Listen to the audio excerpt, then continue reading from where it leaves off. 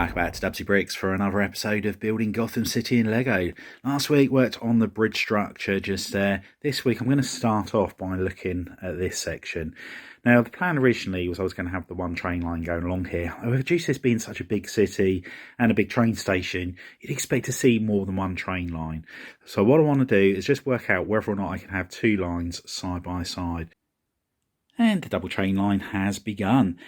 Not 100% happy with this part just here at the moment, and I do need to have a look into this a lot more. I've never made a Lego train set before, so I'm not sure what parts are available, what parts you use where. And what I don't like about it is the fact I've got this straight section here, so the gap just doesn't look right on the centre part there. It's acceptable, and I think once I build everything up it might just disappear and look absolutely fine, but I'm not sure whether there's a curve that just naturally goes around the outside of the standard one that you get in the Lego train sets, or whether you're supposed to use loads of these, or whether you do it the way I've done it. So I just need to look into that a little bit. Now the platform I have there at the moment is 8 studs wide, and that's going to be shrinking down to 6 studs. And the plan at the moment is I'm going to have it so you've got an entrance into the train station just here. You'll be able to access a platform which is there, which is going to get you onto this train line. However, if you need to get to that train line, I'm going to need to put some stairs, etc., inside the train stations, which is going to take you up to the next level.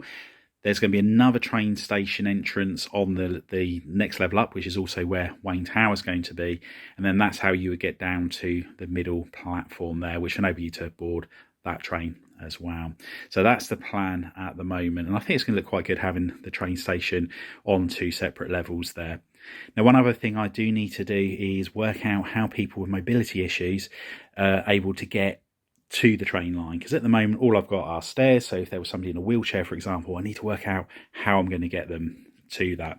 From this side there's not a problem because I can put an elevator on the raised platform, but it's getting them up to the raised platform. I don't particularly want to lose both sets of stairs here. I quite like the aesthetic when you're coming along here of seeing the stairs. If I didn't, I could put a lift shaft just there. The other option is I put a lift outside the shops here which goes up, and then there'd be a bridge or a walkway going across to the raised platform, and that would obviously be up high to there. So I just need to work out what's going to be best. It could look quite cool having the elevator come up and then a walkway going across, so just need to have a look at different ideas for that. So next job is to sort out the actual platform area, and then we'll start work on the entrance to the train station.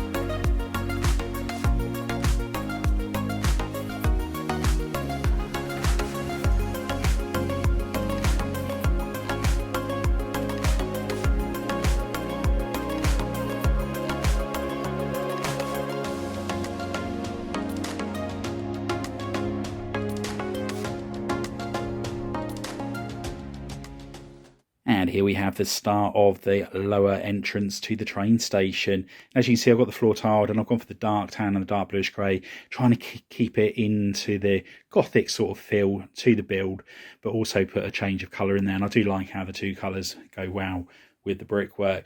It did take me a while to work out the design on the walls here. Originally I was going to be having the tiles where you have a 2 wide one, then a 1, then a 2, then a 1, as I did on the police station. However, I couldn't quite get it all to fit in due to the limited space I've got on that raised platform area there. Now there will be a support beam going up here which is going to help to cover part of the roof section, and I am contemplating having one of the glass arches that go over the top there to stop the rain coming into the platform area. But again, I just need to work out whether or not I can do that and how it's all going to look. As you can see, there's a bench in the centre there, and I'm going to put some more benches either side. I could possibly change this out and have some plants or something like that in the middle just to break the colour up, or I might just remove a couple of tiles and put some plants or trees or whatever on there, again just to give it a little bit more colour. Inside here, the untiled section in the centre there, that's going to be another bench and some more benches on the sides, and it would be good to put a couple of vending machines or something like that in there, and then also the turnstiles to get through into the actual train station to the platforms itself. Then the section just behind here, we're going to have the steps going up to the upper train station entrance, an upper area of the train station. They'll enable you to then get down to these platforms just here. Before I do any more work on the lower section of the train station there, I want to be working on this little bit of train track here, this corner section. And I want to do some sort of support structure below it, go around the curves on the train track before it gets to the main pillar section just there on the left hand side. So I'm going to get some plates out, place it all off, but I want to have a nice curved finish on the inside and the outside of the track. So I want the support structure to be as tight to the train lines as possible. So let's get some plates out, get some ball joints out and see what we can come up with. And that's the plate all shaped how it needs to be for the railway track to go on the top of it. All I need to do is make it another 2 layers thick so it's level with the platform at the top there. Then what I need to do is put something on the sides here to make a nice smooth finish. Whether or not I use some hinge plates or use some ball joints, I'm not sure yet. So what I'm going to do next is just build this up first of all and then experiment with both those options and see what is the best way forward. And that's the corner section of train track all sorted out. So the plates are 3 plates thick, which is obviously equivalent to 1 brick. And there are a couple of legs underneath there, just keeping everything all in place. Still got a tile underneath the train track and sort the train track out to make it look good. However, that'll be a job for much further on down the line. At the moment, I'm still just trying to get everything all in place.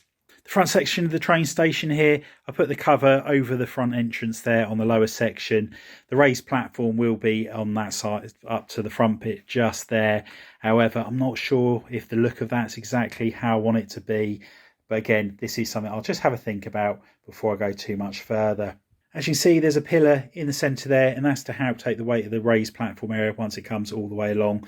There are going to be numerous uprights along this front section once I finish sorting that side of things out. But all in all, really happy with how this part's all coming on. Just going to turn my attention back to the bridge section here. Now, I've cleared off a load of the art plates, and I'm going to be using those for the actual base section that's going to be going across here. I thought they were the best piece to use. They're nice and strong. Just needs a few clips in between each of them and some plates just to keep it all clipped together. I was also able to get to the Lego store this week and able to pick up a load of the ball joint pieces as well. And I'm going to be using those for the suspension cables that go across the top of it.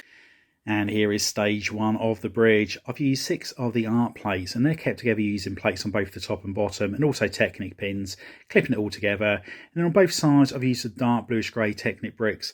Now the Technic bricks on the side are 1 plate lower than the art plates due to the size on them. And what I'm going to be doing is attaching a 4 wide plate on both sides. This is going to bring it so it's wide enough for me to build the snot road all the way along the edge, but also put a brick wall to stop vehicles falling off the side of it. Now, the suspension cables, they're not actually going to be taking any weight. They're just purely there for looks. And one other thing I'm going to be doing is putting additional road plates on the top of here below the snot road. And that's hopefully going to stop there being any flex in the bridge at all. So what I'm going to do now, I'm going to take this back to the table, carry on building and see if we can strengthen that up. And here we have the bridge itself, and this is taking an absolute age to get to this stage here. And as you can see, I've used a lot of the 2x1 plates as I've done on the actual bridge support itself, just to keep it all in a very similar style.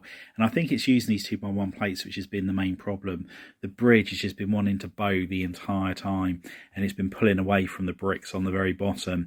In the end, I put a row of plates halfway up and then a row of tiles across the top. The majority of them are 6x1 and 8x1s, and I think that's helped to solve the problem. On top of the art plates, I've used 2 levels of plates and ended up plating the entire area. And again, that's helped to get it all structurally strong and get away with the bending of the bridge that I was having there. But yeah, it was quite the challenge. And there is the road all in place, and really happy with the look, how it's coming on. It's going to look so much better once I've managed to tile off all of these studs on the side there. A couple of things I will be doing is moving the entire structure towards the wall by around about 7 or 8 studs. And the reason being is too much of the road is overhanging on the raised platform area here.